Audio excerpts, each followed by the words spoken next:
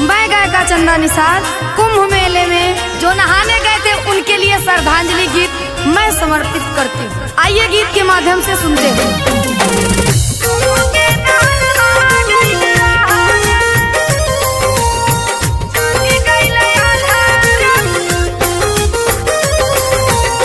चली गई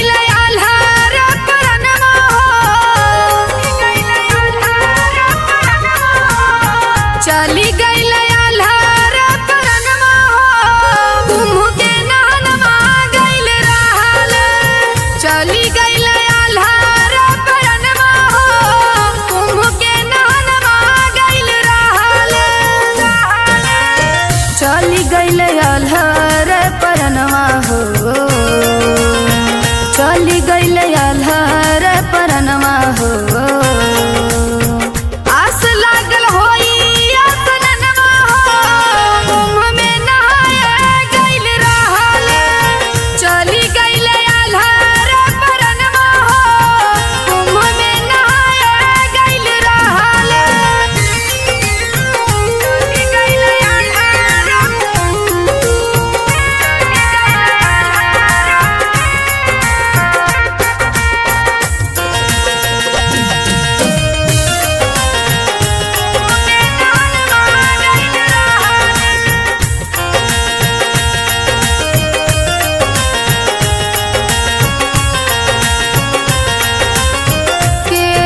के बाबू मरले केहू के माई, केहू के बहिन मरले केहू के भाई।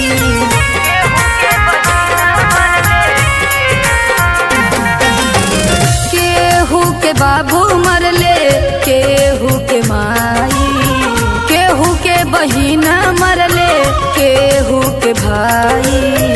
तड़प के चली गइल जनमा हो भगदड़ में चली गइल जनमा हो कुंभ के नहनवा गइल रहल।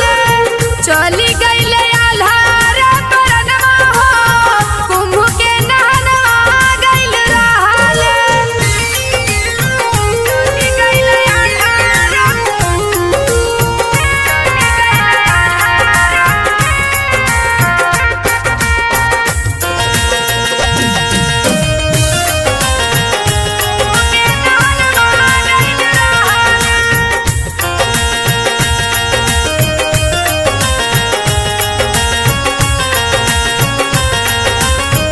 संगम में भइल बाड़े भारी भगदड़ हो। कौन विपतिया गइल भगतन पे पड़ी हो।